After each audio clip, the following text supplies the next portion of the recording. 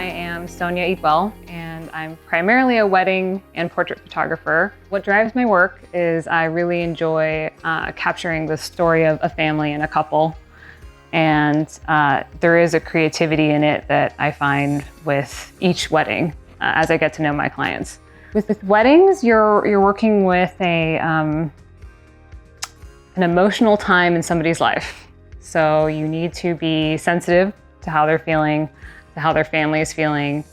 I have dealt with many different personalities, and it's a kind of job where you have to be able to keep a calm demeanor and manage the expectations of your client.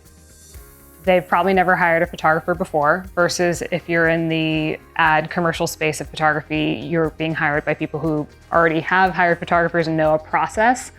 So I'm working with clientele that maybe have never even really had their picture taken professionally. So it is a hand-holding process. So to be a wedding photographer, I think it's being sensitive to the client, understanding where they're coming from, and giving client education.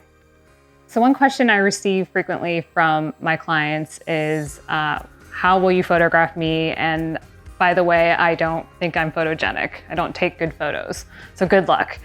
And to me, I think that photogenic is something that you could consider like a Western beauty standard, or you could consider something else. And I consider it more of, is the person having a wonderful time on their wedding day, and is that joy translating on film?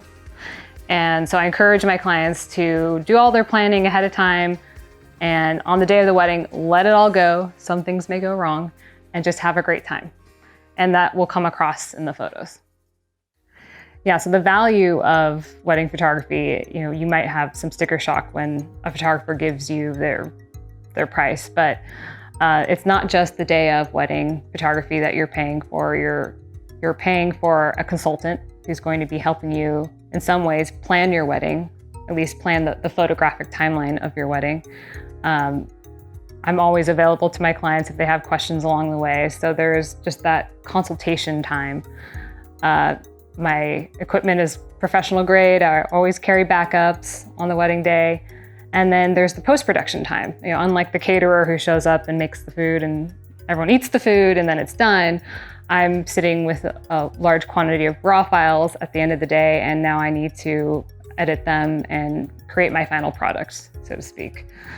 So there's a lot of back-end hours that go into that.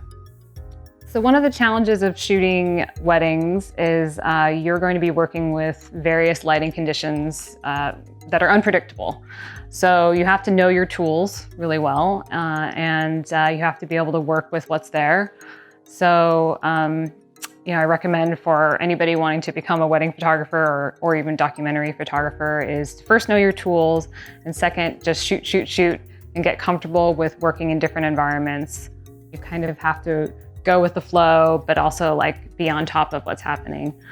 For weddings, I don't bring a lot of stuff. I bring everything that I can pretty much carry or roll in a bag, because you have to be mobile. So I prep my gear, make sure I have a ton of batteries and backups for my cameras, and then head into it with a good attitude and some organization. I have a timeline for the wedding day, and I kind of just get right in it. I mean, that's really the best way to approach a wedding, is just to jump right into it. A non-shoot day is admin work. I wear all the hats of my business, so I'm doing the emails, the invoicing, the bookkeeping, the kind of mundane stuff, but it's necessary for running your own business. My very first semester at the Academy of Art, I photographed a teacher's wedding. It was my very first wedding. Honestly, I don't think I knew what I was doing, but I learned since then, because I shortly after that started second shooting for established wedding photographers and started building a portfolio.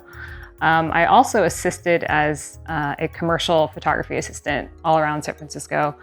It's one of the best ways to explore the different fields of photography. But I really just kept coming back to weddings, and I enjoyed the documentary and storytelling aspect of them. So when I graduated from the Academy of Art, I already had a portfolio of wedding photography to just jump right in. So my education has continued since I left the Academy of Art. Photography is always a growing field. There's always new trends, and I've had to learn a lot on my own. And I think the marketing aspect of social media is important now. It wasn't when I was in school. One of the ways that I get weddings is referrals. I mean, it's really the biggest way, and referrals can come from different sources. It can come from colleagues, other wedding photographers. It can also come from wedding venues where I've photographed before and they remember me. It can come from wedding coordinators, so people in the wedding industry. And being on social media and being active on social media indicates to them that I'm out there shooting and I'm busy and doing work, and it's affirmation and also helps them remember me when they're thinking of a photographer. I might come top of mind because they've seen me scrolling through their feed. For starting out in wedding photography and just in the field of photography in general, if you're coming out of the Academy of Art, you've already built a great network, hopefully, of colleagues.